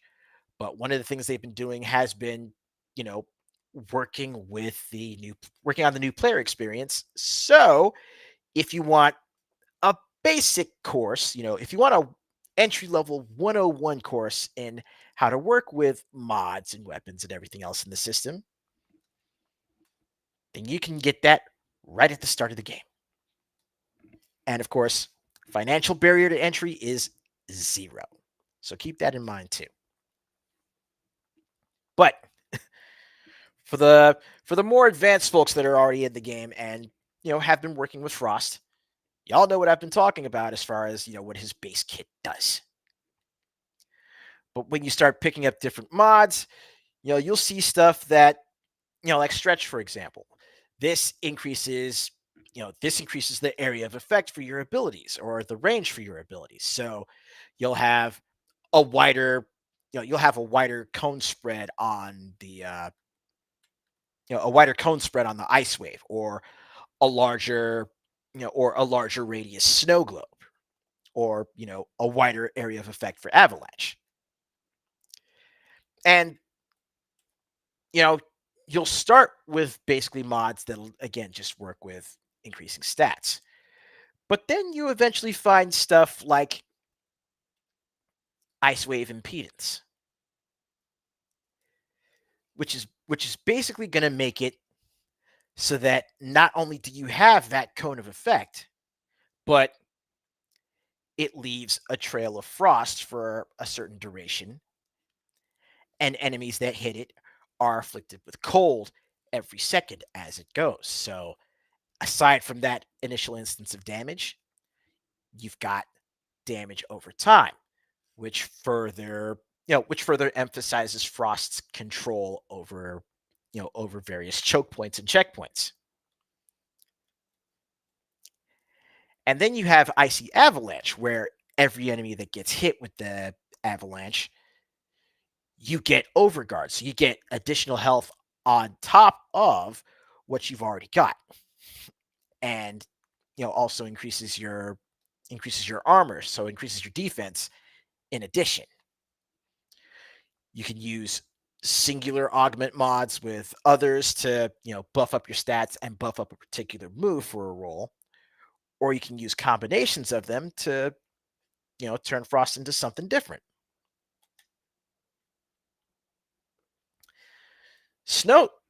The build that I have listed as Snow Surge, excuse me, this right here is a completely different way to play Frost, and one that I find myself enjoying because it's more of a team-based variant. Because I took Icy Avalanche, so you get the extra defense, you get the overguard, and this also applies to your allies.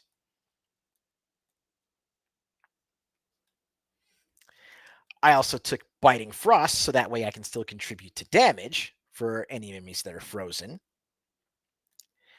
And then you add to it Precision Intensify, which increases how much damage your fourth ability does, and only that ability specifically. So through these mods, through this build crafting, what I basically have done is created a Frost variant that focuses solely on using that wide-ranging, incredibly damaging avalanche maneuver. And with the wide net that I can cast with that ability, that right there strengthens and increases the amount that I heal my team and can protect my team while they're running forward and doing their thing. So instead of protecting choke points and checkpoints, I'm protecting my squad like they're a moving checkpoint.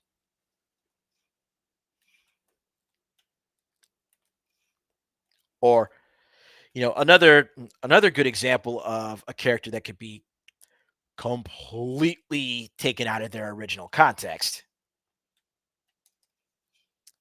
is Volt. Volt's one of the 3 starter Warframes.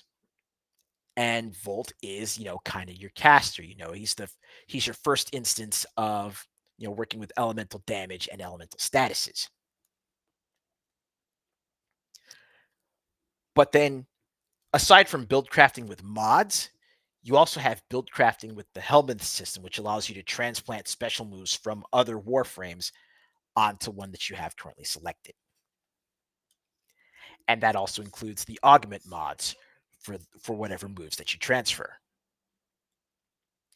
So instead of being a magic caster, instead of being an elemental caster, the build that I have up for him right now has basically turned Volt into a summoner. So instead of doing direct damage or, direct damage with my elements, I leave that to the minions that I can summon for each stealth kill that I land. Now we could go into the details on that. Hell, I will go into the details on that, pretty much anytime I'm actually streaming, a full session of Warframe. But what I've basically gone over tonight and what I've basically broken down is a live fire example of how you can effectively kit bash with your characters depending on the equipment that you have, depending on the mods that are available, depending on, other systems in the game, other toys in the toy box that allow you to change the context of the game that you're playing into something wildly different and wildly unique, wildly tailored to you as the player. Now, while I've this session of the tech is one that, I haven't listed that, this would, that the homework assignment for this would be free study. But, when I say free study, I basically say this, go back to, any game that you have where, your equipment is a large portion of your character progression. Think about how it alters your play styles. Think about how it emphasizes various abilities, various stats for your characters. I mean, heck, again, Final Fantasy VII, Final Fantasy X, even Final Fantasy 16. Excellent examples of how your character can change based on what you've got built into them. Think about games like Hades, like Absalom. Think about even, something like, let's say, Mass Effect, where, you might be maximizing your equipment just to get the highest stats, but think about how your characters could play if instead of, trying to maximize all your stats, try seeing how differently you play if you've got equipment that focuses on, say, accuracy or focuses on, the amount of ammunition that you have in your clip or focuses on specific elements even. Take time to see what laser honing in on specific facets of your character through equipment can do and how it changes up how the game feels for you to play.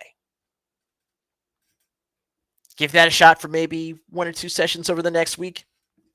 Report back in the comments on Discord and on Twitter. But that right there is going to do it for this week's session of the tech. I appreciate y'all coming in. I appreciate you strapping on your gloves and, training alongside me as we talk about the way of synergy and how build crafting can most definitely change up your gameplay experience and change up how you utilize your favorite characters in your favorite games. And remember, study hard, train smart, and may your combos always connect.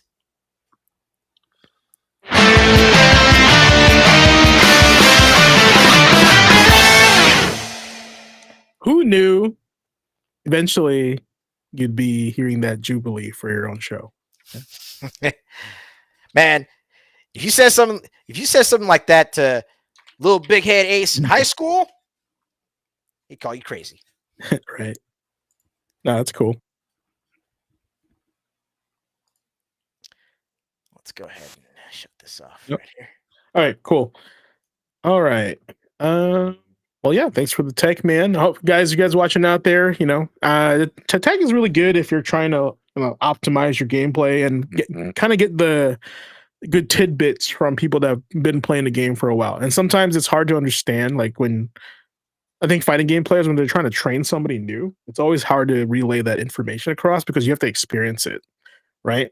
So even if you're watching the tech and you're like listening to us, like go out there and like just go play the game and then learn from that and bring back what you take, when you get back. Let us know. Let us know on Discord. So cool. All right, we're nearing about that time. I'm about to lecture to y'all. So get ready because bro, this one is a doozy. All right, our next one here is the final boss.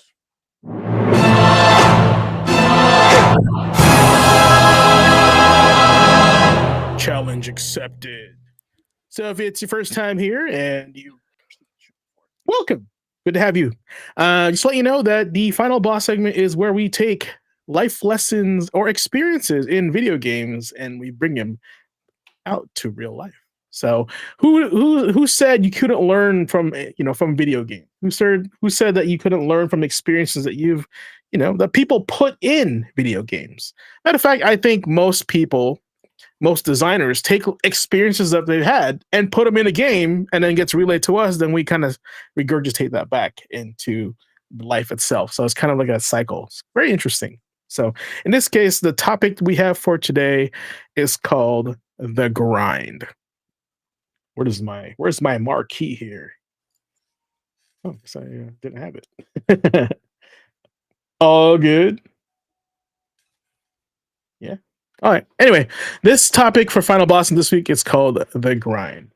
And, we often hear that terminology in a lot of video games and other aspects of our life here. And, work, we hear that in, just a variety of different things. But in video games, it's often talked about as like leveling up, right? And then also with the possibility of getting stronger, getting better, so life just gets easier. Well, tonight, let me talk to you a little bit more about the grind. Okay. Let me get sorry guys, I'm getting stuff set up here. All good. Uh-oh. All right. Now, here it is. In every game that we've ever played, there's one mechanic that separates the casual run from the legendary one. One idea that every RPG, every MMO, every action game leans on. Something simple, something old school, something players either love or avoid at all costs, right? And that's called the grind. Tonight's final boss is about why grind matters, not just in video games, but in life. Because the grind is the ultimate form of delayed gratification. It's choosing to put the work in now for a reward you won't see until later. Now, you kill your enemies not for the moment, but for the XP, right? You run quests not for the loot today, but the build you're shaping tomorrow. You train your skills not for this fight, but for the one waiting 10 hours from now, or whenever that fight may be. Now, every game teaches the same truth. Victory is a byproduct of patience. Now, I want you to think about this one. Think about it really hard, right? In Final Fantasy, you grind because that boss isn't going down unless you grow first. In Monster Hunter, you put in hours of learning your weapon before you even take on the Elder Dragon. Gigante is the bane of my existence, by the way. In Elden Ring, you explore, you farm runes, you strengthen your build, so when the real challenge comes, you're ready. Sometimes it's not even enough. And in MMOs, the grind is the game. The journey creates the reward itself, right? Now, but here's the thing that we forget. Life works the same way. We want results instantly. I want it now. We want progress without patience. We want level 50 rewards at level 5 effort. But anything worth having, strength, skill, wisdom, peace, mastery, comes through consistent, invisible effort. Through the hours no one sees. Through the failures that you don't get posted. That don't get posted. Through the grind that builds you even when you don't notice. The grind itself teaches discipline. The grind teaches resilience. The grind teaches you how to become focused or stay focused on who you're becoming, not just what you're earning. Because the true reward of the grind isn't the XP. It's not really the loot, right? It's the patience, the habits, the mindset you build along the way. So if you're in a season of grinding right now, keep grinding. If you're putting in the hours at work, at home, in your relationships, in your passion, in yourself, don't give up. It feels slow. It feels thankless. It feels like nothing is happening. It sucks. But remember this. The progress is happening inside you before it ever happens around you. Just like in the games. You don't see the payoff immediately, but when that moment comes, when that boss descends, when life challenges you, you'll be ready because of the work you put in long before the fight. The grind is not glamorous. It's not fast, but it is very powerful. And it is very, very necessary. You've trained, you've leveled up. Now face the final boss. And that's it for my monologue tonight. Not bad, right? And I think I froze halfway through, so that's awesome. Where is that at? No, I think my whole stuff froze. Hold on, I gotta come back.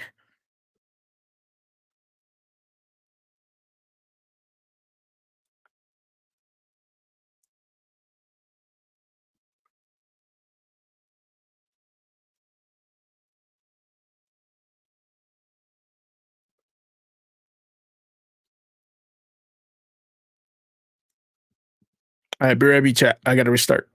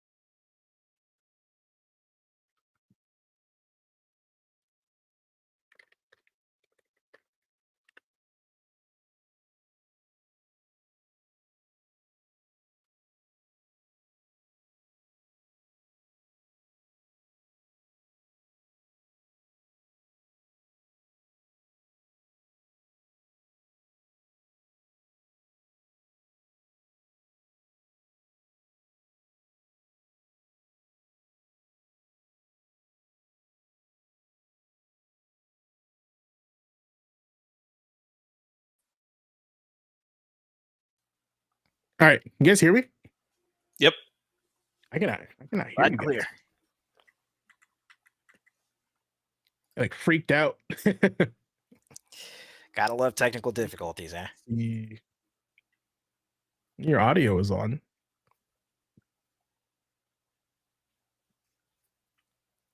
Can you guys say something? No, Testing, Nope. testing. How we doing? but I can hear Ace. Nada. What the heck? Uh-oh. Hey, on that note, right? What can you use? The final boss is the audio equipment. Right? Well, again, that's that's the grind. Usually it's me with the camera freezing or internet issues. This is some bizarre world stuff. I don't know what's going on. All right, can you hear me now? Yes. Mhm. Okay. Yeah, that was crazy. I don't know what happened there. It just like did I just get cut off halfway or what? I think the final boss, slapped back. Flashback? Yeah. Well, I guess I was wondering where I left off. Oh, no, you got to the end. Yeah, you got to the end. Did it just cut me off? That's funny. Yep. It's like, now face the final boss. Camera freezing. And then I died. That's Wi-Fi, the final boss. Yeah, that's reality. Final boss is Comcast. Well, I don't know what I think honestly it's Restream. Everything's fine except Restream. So it might be dumping some RAM or something because Google Chrome takes up so much. Man, hopefully the RAM's okay. Can't imagine trying to replace it at the current cost. Yeah, that's I'm pretty sure there's RAM in the black market right now. I'll just do that. It's cheaper to buy a computer and then take the RAM out and then put it in your it's kind of crazy how that's stuff. Right. But yes, guys, that's what I got for the final boss. So yeah, good stuff, some good stuff.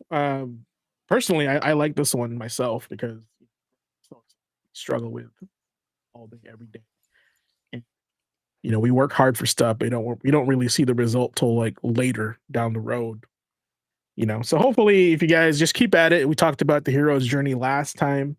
Keep at it. You're still fighting your way through life, leveling up, grinding. But it's what is that kind of the cliche? It's the friends we met along the way, right? Whatever that is. Growth of really any sort, whether it's physical growth, whether it's on a larger level, evolution. It's invisible at the moment it's happening, but the results are dramatic. Yeah, it's almost like the same thing as going on a diet. You can't really see it, but once you change your lifestyle, you consistently apply that change, you'll eventually see the change. Right? It's not going to happen overnight.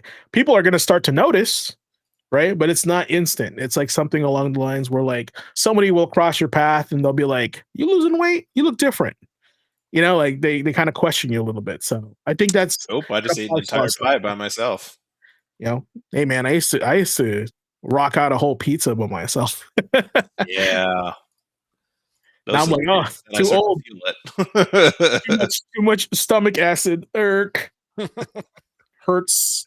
I just love now with my friends. It's like, oh yeah, did you come over? Did you bring any bevs? Did you bring something to snack on? Did you bring your Imodium? You got your Tums? Yeah, the Tums is the one, and the Pepto-Bismol. Yeah, man, just getting old sucks. That's all I gotta say about that. Getting old is kind of whack. What were some of the things you guys remember? Let's go to high school era, not college era. That you guys would probably do like a Friday night, Saturday night with your buddies, video game related, and it's whatever. Oh, that's easy. Friday nights and Saturday nights, literally the moment I am done with school, the moment I'm off campus, Burger King or Taco Bell. Go get me a large nachos Bel Grande. Make a run back to the homies pad. We sit down. We've already got 12 packs of Pepsi and Sunkist just waiting for us at the pad. Fire up the PS1. And we're just getting in them hours. You guys were so cool. Just the way you said that. I've got nothing on. You said high school, not college?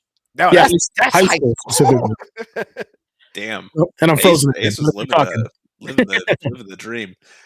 For me, man, it was, if we're talking gaming related, it was impromptu LAN parties, getting together, playing Halo, hooking up multiple Xboxes and trying to get that to work.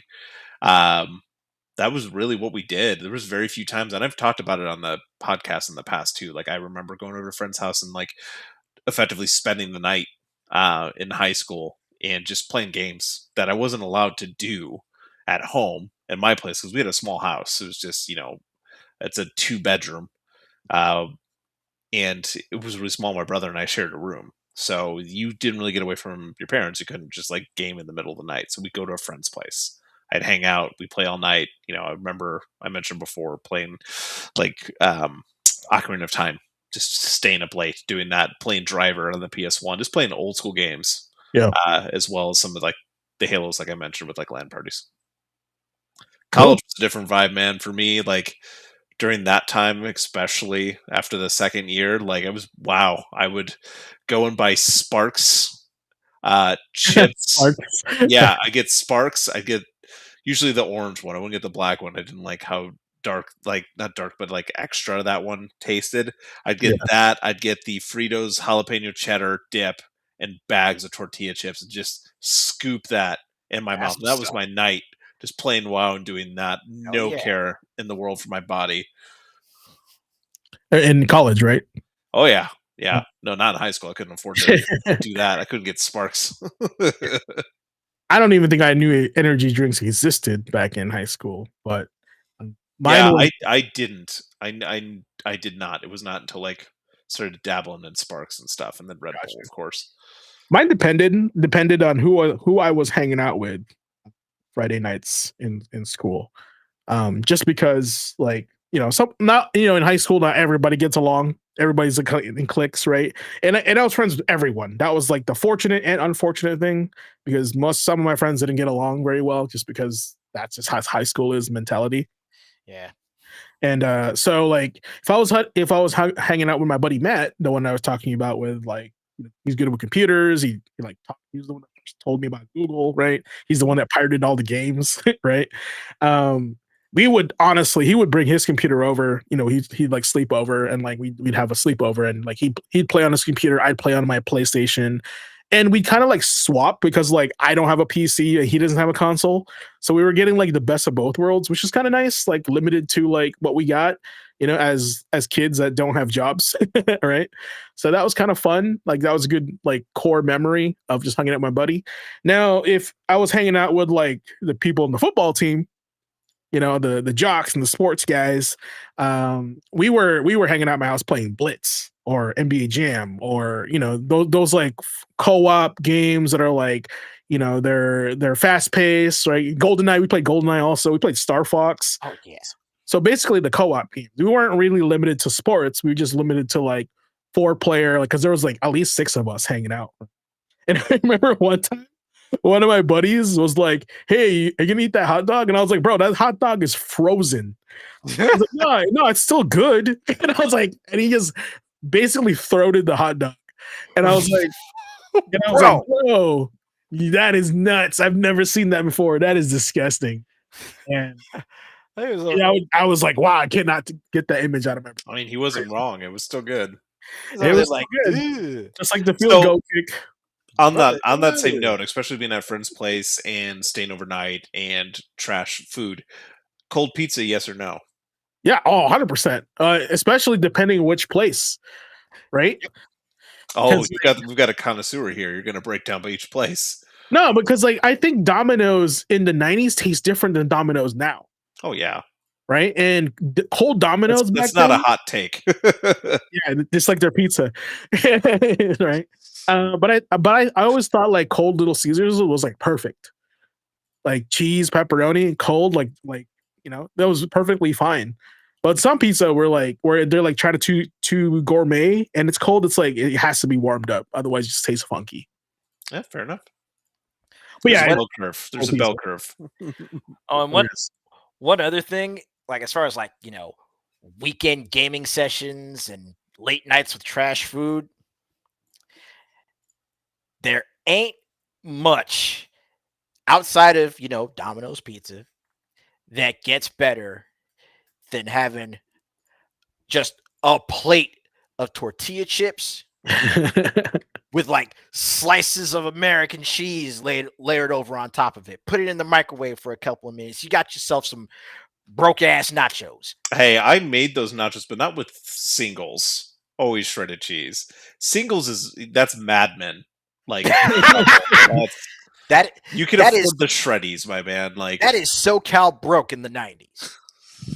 God, Yo, like craft singles and some Okay. pasty pate sauce. I've now decided when we get together, we're gonna do a adult LAN party, and I'm making those nachos for you, and we'll see how you feel. We'll have the old feelings come back. Ghetto nachos. Ghetto nachos, but with your craft singles on top. Craft singles, my Okay, man. You can't even get shredded cheese, bro. That's craft that's what we were and just pasty talking pate. about. I'm like, you're insane, like shreddies, man. Come on. Just trying to skip a step. That's been one fun thing about having a kid now. And I don't have enough time to like cook unless I really set aside or like, hey, I've got to plan the nap. The nap's here. Okay, now I get to go and like plan the meal or meal prep. Mhm. Right now, it's been a lot of microwave nachos. I got some chips left. I got some cheese. I got like 30 seconds. Like, it's what we're getting. You know what else is getting? My camera is freezing all the time, so I think this is a good time to call it. Yeah, And I think, even my computer is like, no, stop it. I go think back. the camera's cooked. Yeah, it's Like all the good. nachos. I'll get it figured out. But yeah, let me close it out tonight for episode 56. We'll see you next week because next week is the birthday. I got something planned for y'all. Maybe it's just a hangout community night. We're thinking about, playing Marvel Cosmic Invasion, Ninja Turtles. I would appreciate Ninja Turtles because that's what I remember going to the big Little Caesars and they had like the 4-player Ninja Turtles arcade game there. Mhm. And I remember inviting all my buddies to be like, and then we get, you get the pizza with like the $20 bucket of quarters, right? And we'd play that, The Simpsons, right? Those 4-player arcade games. I would love to get a 4-player Ninja Turtle Shredder's Revenge. Okay, fun. listen, class. Any of y'all that has Shredder's Revenge, especially on the especially on PlayStation, hit us up. Hit us up. The more the merrier. We are going to want you to join us for next week's next week's co-op. Pop it on Discord, and I'll send you an invite. My username is GQ Asian Dude on there as well. So, but yeah, let me close it out tonight. We went from Yakuza, Tekken, Doom, Warcraft II, GRIS, Warframe 1999, and more in the Memory Card Chronicles, to Harada's departure, mega mergers, Diablo updates, and Star Wars rumors in quick bites / rumor mill. Ace broke down the way of synergy into tech, showing us the right gear, materia, boons, and mods can completely change the way you play. And we close with the final boss with the grind, a reminder that sometimes the most important progress is the kind that you cannot see. Now, if you're out there grinding in your own life, at work, at home, creatively, mentally, just know it does count. It counts. No matter what you say, it counts. Even when it doesn't feel like it. Okay? So thank you for hanging out with us tonight, chatting with us, and learning with us. Until the next class, make sure to hit that follow, sub on Twitch and YouTube, etc. Watch Ace play Warframe. Until the next time, learn to craft, master the game, because you've trained, you've leveled up. Now face the final boss. We'll see you next week. All right? Class dismissed. Have a good night, y'all. Where'd he go? Just dropping out on us. He's gonna get that Domino's pizza. You know what? I think I am. I know what I'm gonna do. I'm gonna run to the store and I'm gonna get them tortillas.